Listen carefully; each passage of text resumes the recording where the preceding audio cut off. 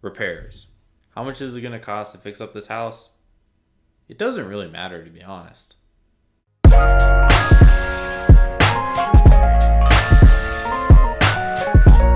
Hey, what is going on, everyone? Devin Knupp here with another video, putting out some more fire content so that way everybody can enjoy. And so I would love for you to subscribe. Every day I put out videos to help out real estate wholesalers and investors, specifically covering entrepreneurship as a whole. And so if you would like to subscribe, you should go grab that. Also, there's this new button that I put down. It's like on the bottom left of the screen, and you just hover over it, you click it, and what it will do is it'll pop up so you can hit subscribe on it. And if that doesn't show up, just hit that subscribe button down below.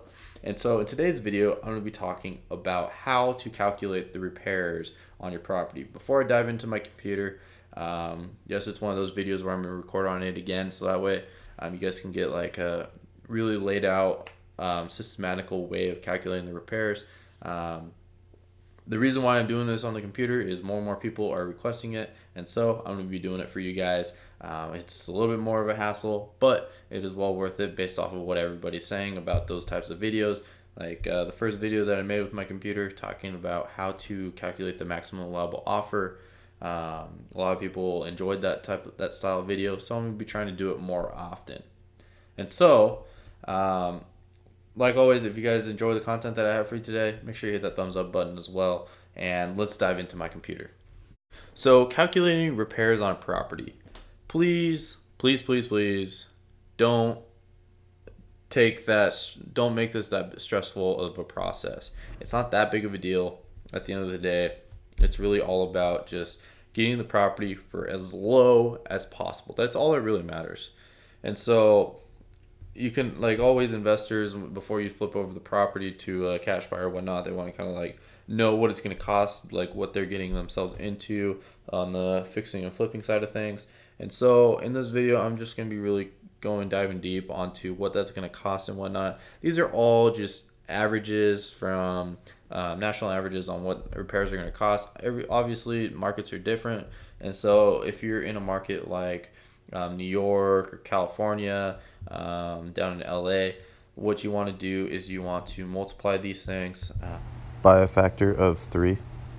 I live out in Boise, and these numbers work pretty fine for me.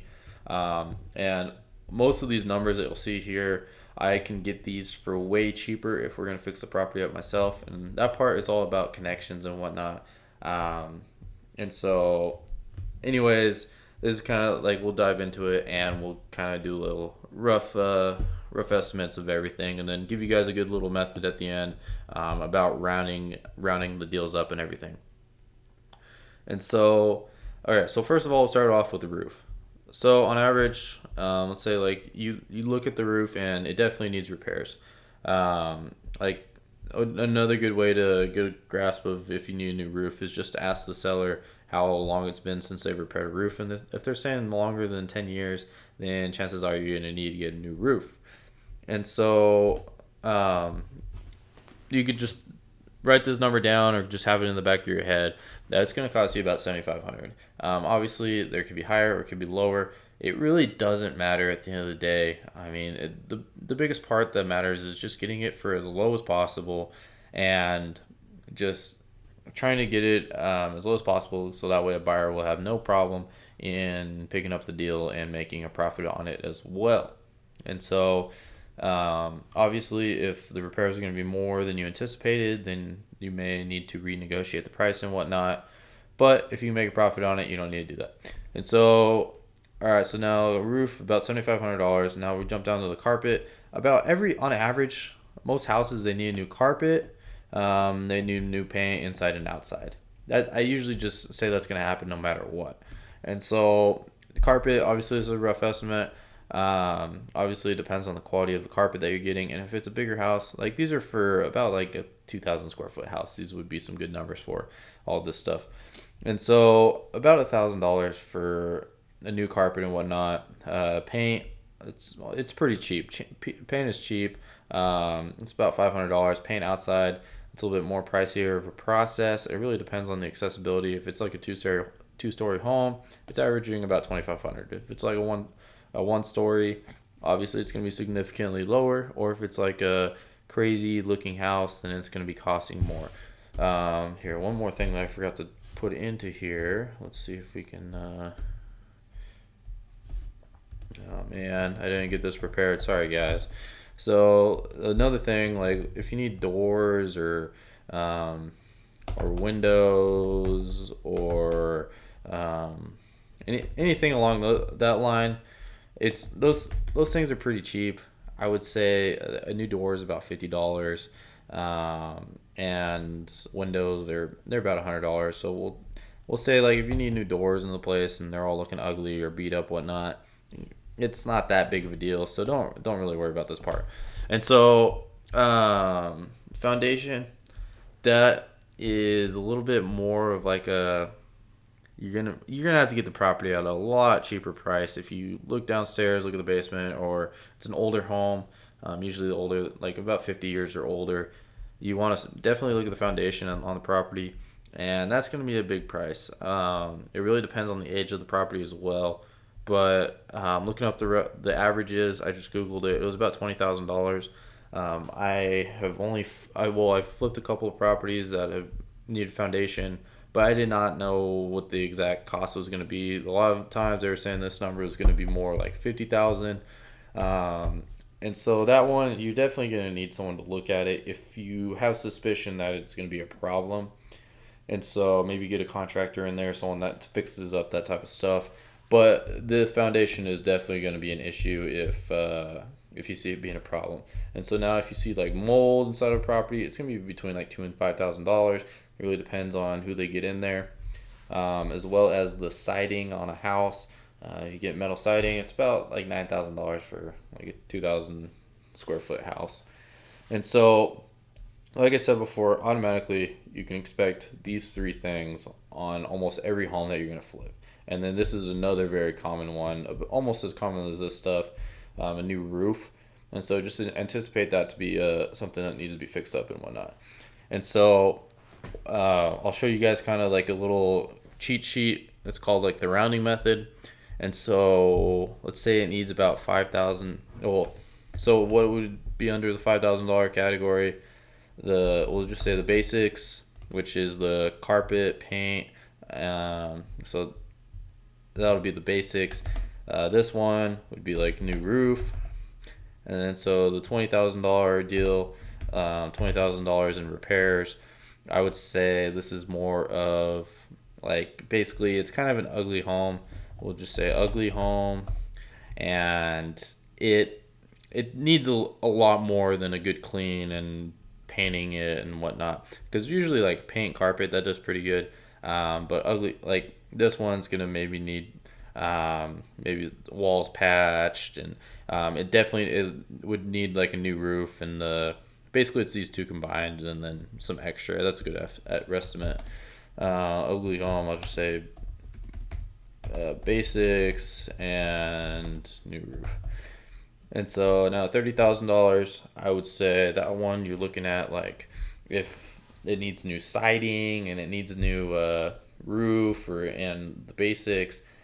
And that one, it's kind of just you're gonna have to judge on how many of these things you check off on the list. I know I missed a couple things that sometimes need to be repaired on the property, but these are all like the general common ones. Now, if you're gonna have something else, like let's say it needs like a new stucco or something like that, I would just jump over to Google, and then you can see I was googling how much a new roof costs on average, because I usually get those cheaper. But so I would just be like, how much does ceiling cost? And then yeah, here you go. You got your number, whatever, $1.50 square feet, whatever. So if you come up with other stuff, you just toss it in there. So the 30,000 would be one of these. It's gonna need a lot of repairs, and it's a big project basically. You need to make sure that, well, on those ones it's gonna be a lot more. So anyways, I'm not gonna, this stuff doesn't really matter. It's all about this, getting it as low as possible. And so I'm gonna highlight that for you guys and blow it up to like a size 60 font. Boom. This is the priority. This stuff doesn't matter, honestly, that much at all. It's really about getting it as low as possible, and from there, you're going to be able to make massive assignment fees on any property you come across. And if you're able to just get it as low as possible, and they're really a motivated seller, and you built massive rapport, then, like I said, all those numbers aren't going to matter, and it's all about just your negotiation skills and getting it under contract as low as possible, and also how big your cash buyers list and how well your connections are, and you can send it out to the right people. And so, like I said, this stuff doesn't matter that much. What I would say is just, let's see, I don't want it highlighted. What I would recommend is just get the deal. Sorry, I can't type today, guys. Under contract and take massive action. All right. And so this is like basically just go out there and take action. I know I say it all the time, and I'm not the one to beat a dead horse, but this is the biggest point right here. Just taking action and going out there and doing things. Little details like this stuff does not matter at all. I hope you guys enjoyed what I had for you today inside the computer. I know it was a little bit like kind of all over the place, but the conclusion I have of this video is this stuff doesn't matter. It really doesn't, like how much repairs it's going to need.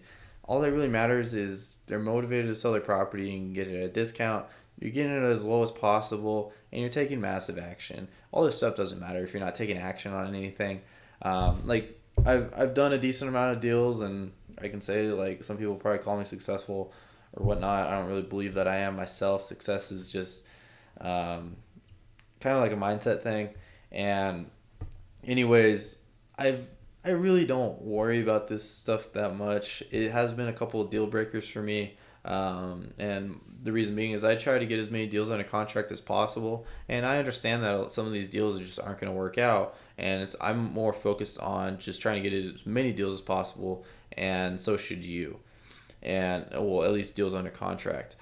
And so obviously having a massive cash buyers list and having those people that are flipping a lot of properties are able to work with these margins a lot more, and then rather than the average Joe Schmo that's trying to get into real estate investing and does one property maybe every 5 years. And so it really depends on your cash buyers list. Obviously you want to have renters in there, well, landlords, and then obviously you want to have flippers in there.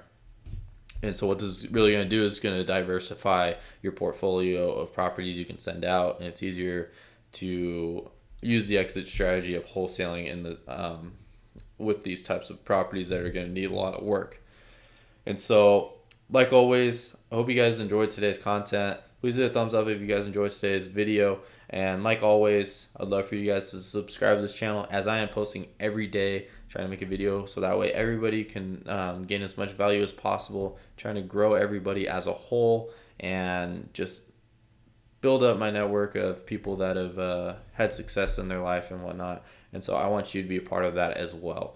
And so if you hit that subscribe button, you'll definitely be getting a lot of valuable information. Also, there's this little bell next to subscribe, and what that'll do, if you click it, it'll just notify you whenever I make a post on YouTube. So that way you can always stay on top of what's going on in the wholesaling world, and you can have the advantage that a lot of other people don't. And so, like always, I will see you guys tomorrow. Peace.